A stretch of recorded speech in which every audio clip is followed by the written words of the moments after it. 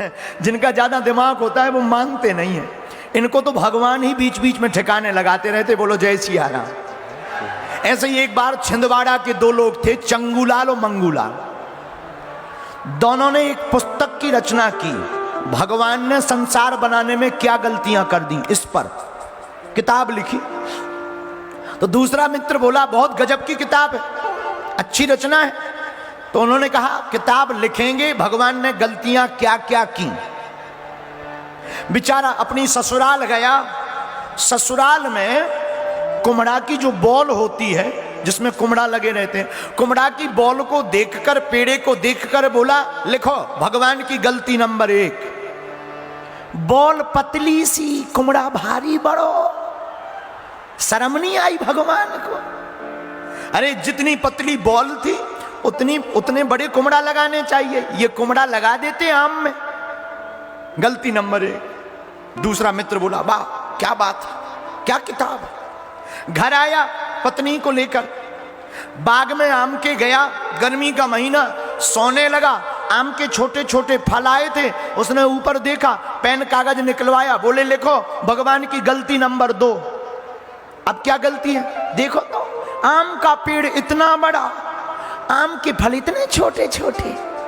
अरे कुम्हड़ा यहां लगा देते, आम वहां लगा देते। भगवान को शर्म नहीं आई अपने मन से? बुद्धू है भगवान, बुद्धू है, ज्ञानी नहीं भगवान, बेकार है। इससे अच्छा तो हम ही कर लेते सृष्टि की रचना। ऐसे लोग छिंदवाड़ा में ही पाए जाते हैं। बोले इससे अच्छा तो हम भी सृष्टि की रचना कर लेते, वो भी छिंदवाड़ा का आदमी बोला। लेकिन भगवान भी ऐसे लोगों को ठिकाने लगाता है। जैसे ही वो सोया, चला तूफान, एक आम टूट के उसकी नाक पे उड़ा, पटा, मुंह से खून बहने लगा, पसीना मार गया। मित्र बोला डॉक्टर बुलाओ, एम्बुलेंस बुलाओ। अरे बुलाओ बुलाओ बुलाओ। अरे वो बोला डॉक्टर को बाद में बुलाना, पहले जो किताब लिखी वो फाड़ो।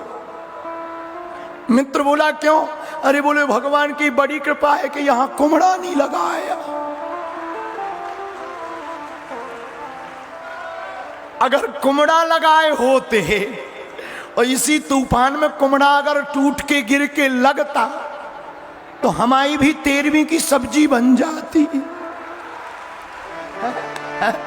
तो ये अभिमानी ऐसे होते हैं। इन अभिमानियों को समझाना बड़ा मुश्किल है। जो ज्यादा खोपड़ी का होता है वो बड़ा खतरनाक होता है। हनुमान जी रावण को समझा रहे, रावण समझ जाओ।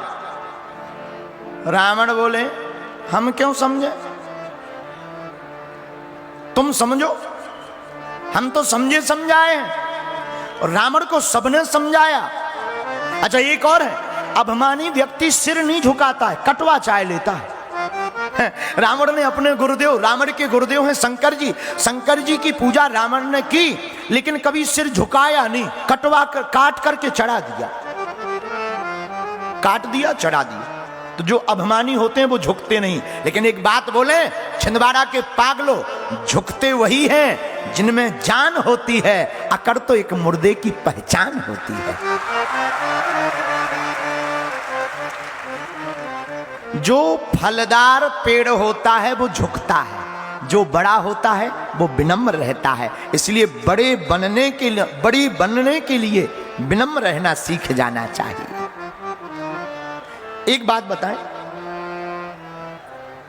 गुरुजी के चरणों में, माता पिता के चरणों में प्रणाम क्यों करना चाहिए? क्यों करना चाहिए? क्या हो जाता है? पांव पड़ने से कुछ होता है क्या? होता है।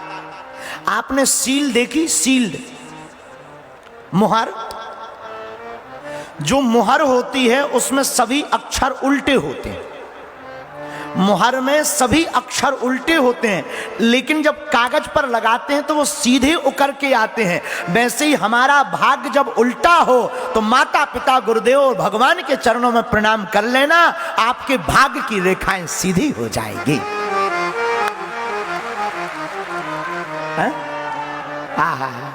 धन्य है हनुमान जी। हनुमान जी कह रहे रावण एक काम करो। क्या काम करें?